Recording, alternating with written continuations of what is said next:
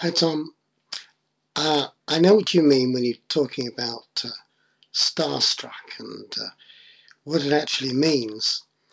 Um, and just through circumstances of my life, at various times I've been in position to meet people who, in the UK anyway, would be regarded as household names. And people like Sir David Attenborough, for example. But one experience that I had meeting somebody who, to me, uh, held a position of great sort of respect in my life was the singer-songwriter Rich Mullins. Sadly, he's no longer with us. But a few years ago, he was doing a concert in England in a marquee in the park, which is in the centre of my town. And I went along there. There wasn't a huge number of people.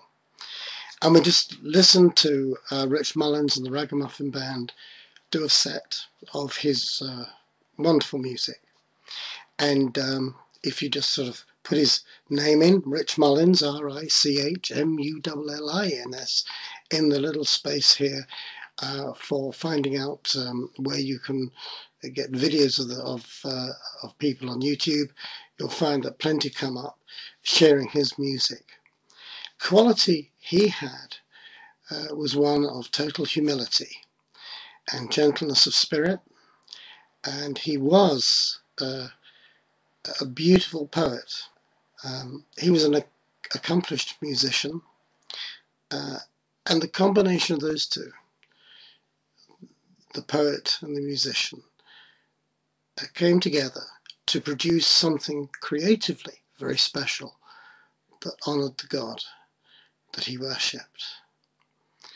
And it was just such an amazing privilege to be able to talk to this man,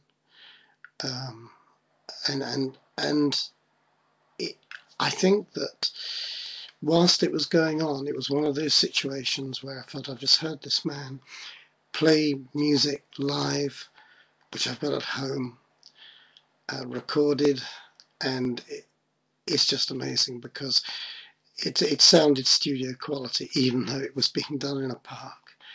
And it just struck me that the integrity of the man's music matched the integrity of his spirit, and the integrity of the message he conveyed about the truth of the Bible. And when I heard of his death, it was like I'd lost a personal friend, although there was no friendship in that sense. But there was certainly a unity in the spirit. And it was an awesome experience because he was a man who, when one was with him, one was genuinely in the presence of Christ, because the Spirit of Christ indwelt him, and there was something about his manner which conveyed that, I think, to those around him, and that was awestruck, or awesome. Yeah, awestruck. And I think there's this combination. This wasn't a question of saying, "Ooh, isn't he cool? Isn't he great?" No, it wasn't.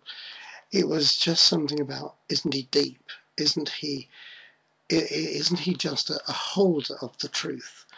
And I was just amazed to have the privilege to be able to just to have a conversation with him. And that doesn't happen all that often in our lives, does it?